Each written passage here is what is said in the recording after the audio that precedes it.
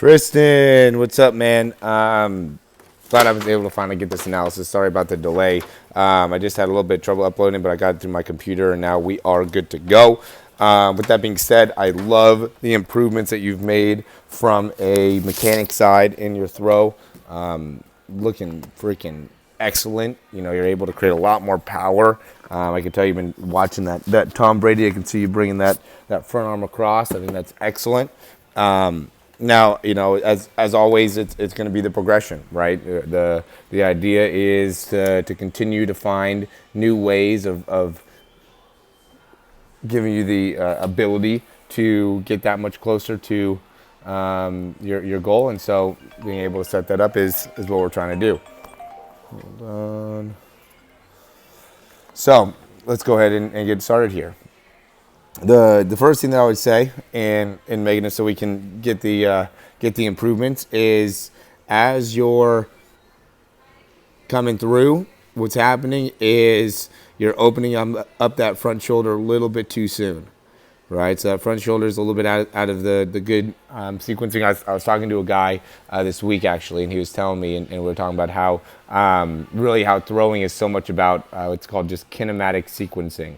What that just means is that how the certain parts of your body are sequencing, and the big thing that I talk about, I know we've talked about it before, is like lower body needs to get around first, right, or come forward first, and this part of the lower body, and then above the knees, the neck needs to come through, and then torso or lower torso needs to come through, then chest, then ball. Okay, and what's happening is, you know, you're opening that chest even really before the hips start to open up, right? Maybe I guess you can see that the hips did open up, but still the chest is definitely opening up before the torso is. So the sequencing is a little off, and then that makes it so the arm doesn't get to come through with as much overall force and velocity as it could. I like where the front arm's finishing. You know, I still think we can get the hips more through, but you know, in terms of where you were to where you are, or where you were to where you are now in terms of your hip movement, excellent stuff there. Okay, now what I would say here is, you know, one of the things that I notice is, you know, maybe watching it in faster motion, I feel like you're moving pretty quick, and then as you start to shift your body forward, you almost like slow down a little bit, right? So you're going here, you're pretty quick, and then from here, when you start to come forward, what I want you to really think about is being able to create a lot of fast twitch fibers, because the fast twitch fibers are where you get most of your power from, specifically in your lower body. So really being able to pivot off that back leg to make it so the back leg pivot is what gets those hips going. You're still not really doing that. You're kind of opening up your hip and then pushing off that back leg, right? So see how your hip opens up right there? And then after that happens, then you pivot on that back leg or push off that back leg. You want to have that back leg pivot and get around, and then that makes it so that front hip gets around, okay?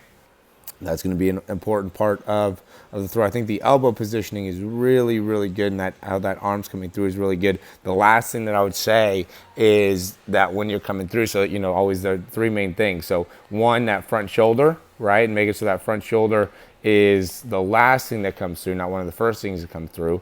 The second thing is really getting rotation or push off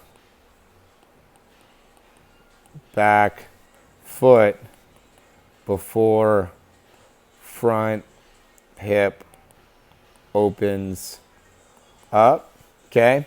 And then the last thing is that as you're finishing, you want to be finishing with that ball.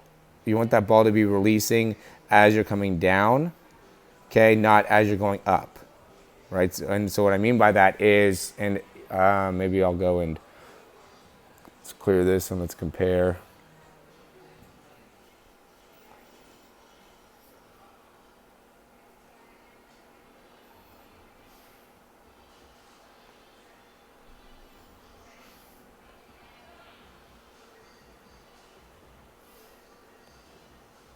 So notice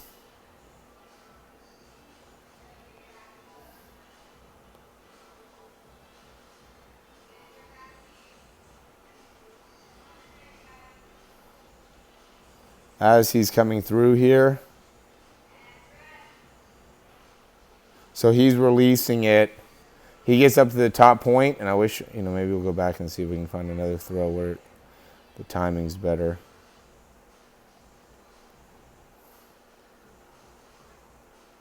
Right, so see how where he's at, right, and how the elbow is, and then notice that when you get to here, you're releasing that ball. The ball's already out of your hands.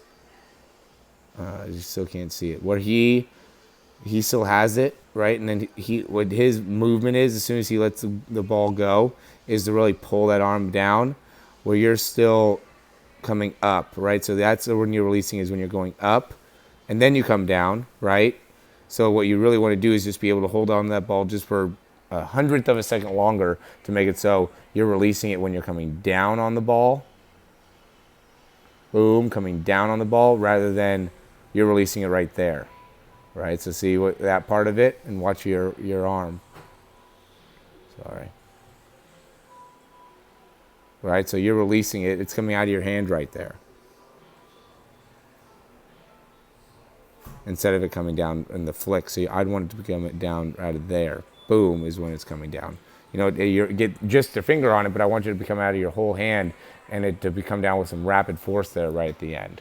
All right, I'm sure that you're going to have some questions off of that. The other two things should be pretty clear, but I'm looking forward, and you'll get it once we go over it. You'll feel it, and you'll make the subtle change, and it is definitely a subtle change.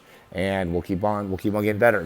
That back foot's got to get rotating before that front hip opens. That front shoulder can't open up before the torso opens up. And and we'll keep on building off of the stuff that you've done. Talk to you soon.